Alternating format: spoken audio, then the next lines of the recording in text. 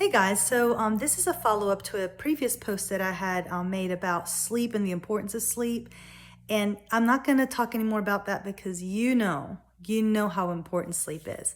This post is more about what if you're having issues or trouble, if you have any kind of sleep disorder that you're having to deal with, and what can be done. I don't have all the answers, but I will share some of the things that I do know and some of the dilemmas that I faced as a young mother and as a current mother. So one of the things that I have encountered with my own children is when they had their days and nights mixed up when they were baby. And I believe it was probably because I worked evening shift. And so when I was working, I would move and that would put the baby, this is what one of my friends told me, you put your baby to sleep. And so then they're awake, during the, they're awake at the wrong time and they're asleep during the wrong times. I don't know if that's true, but nonetheless, my children came to the world thinking that it was party time at night, and so I had to really work on getting them to sleep. With my oldest, I remember getting one of those swings, and you had to crank them at the time, okay? We weren't rich enough to buy a battery-operated one. So we would crank it, and it would only last 10 to 15 minutes. I want to say 15. Anyway, so every 15 minutes, Gary and I, my husband and I, would take turns and crank this thing to keep our child sleeping. We've done the whole put your child in the car seat thing and put them on top of the dryer, driving them around, the neighborhood in the car. We did all of that because we were so desperate to sleep. We were like, oh, if we could just get an hour of uninterrupted sleep, that would be awesome. And so, yeah, we struggled with that. And so take the advice from friends. We had really great friends who gave us all kinds of suggestions, and some of them worked. We also dealt with colic. So colic is really real. People don't believe it, but it's so real. And my poor babies, they were so gassy. And then they teethed. When they were teething, that was horrible. And there's a lot of homeopathic and natural ways of dealing with that as well. And so the teething rings that you put in the freezer and the refrigerator, they're the best. My kids love those. But anyway, that's when they were baby. And so I have friends who actually work as they help parents with their babies to help them get on a sleep schedule.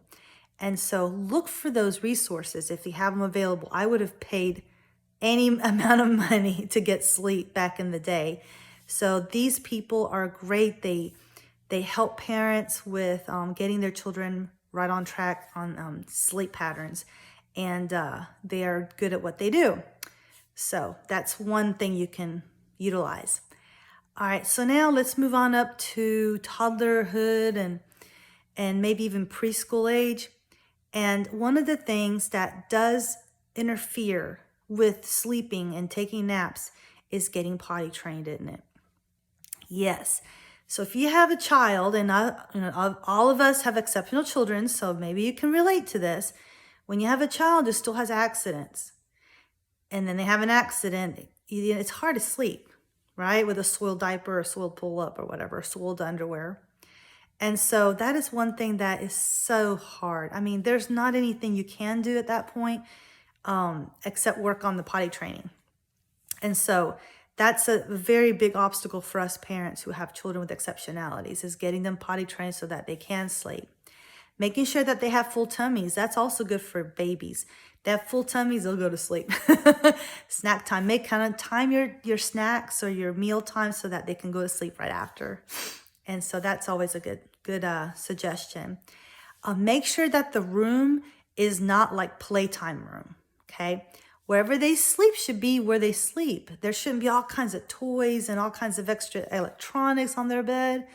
All of that should be put away during nap time and sleep time, because otherwise their brains are going to be wired to expect all that stimulation, electronic stimulation, and their brains are not going to be able to settle down for the night or for the nap time. So make sure that you don't use that as a crutch. One thing I have to admit is when I was a young mom, oh my goodness, the easiest thing was to put my child in a bouncy seat in front of the TV to watch Barney or whatever. And once in a while, like if I'm busy doing dishes or if I'm doing something that's going to take a few minutes, that's okay. But if you use that all the time and they sleep in there, that's horrible, horrible habit to do, and you need to break it. Trust me, don't do what I did, okay? Because all of that is going to rewire their brain. Okay, so let's move on to, I guess, school age. So as kids get older, their bodies are growing. They need their sleep to grow.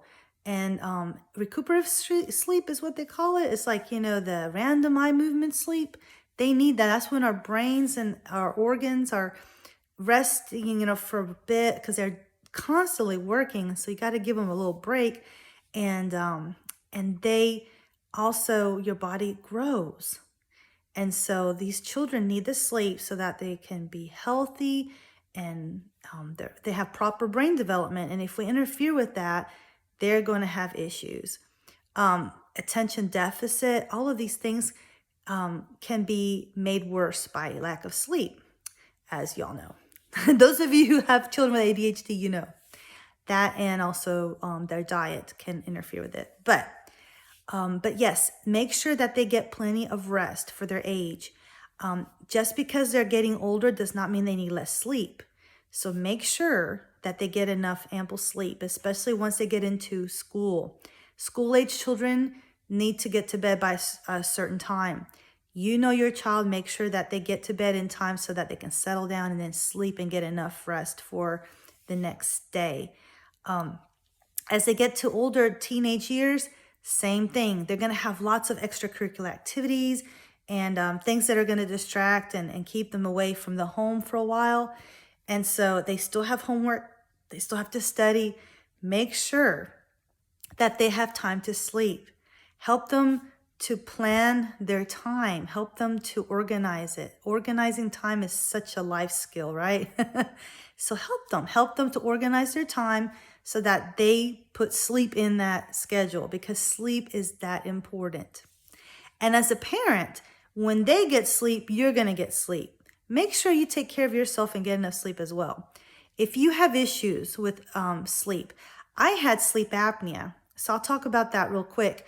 When I was told by my husband, my sweet husband, that I snored, and then one day he said, Janita, you are not breathing sometimes and I have to shake you to breathe. And I was like freaking out. I was like, that cannot be good for me. So I went and had a sleep study done. And you may want to do that with your child too.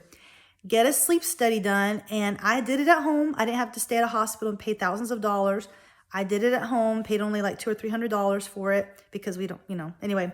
So our insurance situation is too such that I had to pay for it. But anyway, we did that and found out that I did have sleep apnea and I did need a CPAP machine. And it's over here. There, that's handy dandy little thing. And it keeps me alive. But not really. But anyway, it does help me to sleep so much better. When I started using the CPAP, I could tell a difference in my sleep. I was able to wake up refreshed. I didn't feel like I needed a nap anymore during the day. I was a new woman. So consider it. Consider it, because I promise you, they have different types. You don't have to wear a full mask anymore. They have these nasal pillows. That's what I use. And trust me, I'm claustrophobic, but that I can do it. It took me a few days, almost a week, to get used to it. But now I can't sleep without it. I sleep so much better. All right. I try to fit in as much as I could in a short amount of time. If you have any questions, let me know. I'm an open book. But that was one of the things that I wanted to touch on, was the things that might affect sleep and ways you can help yourself and your children. All right. As always, good luck on your journey. And I look forward to seeing all of you and hearing from you soon. Take care. Bye-bye.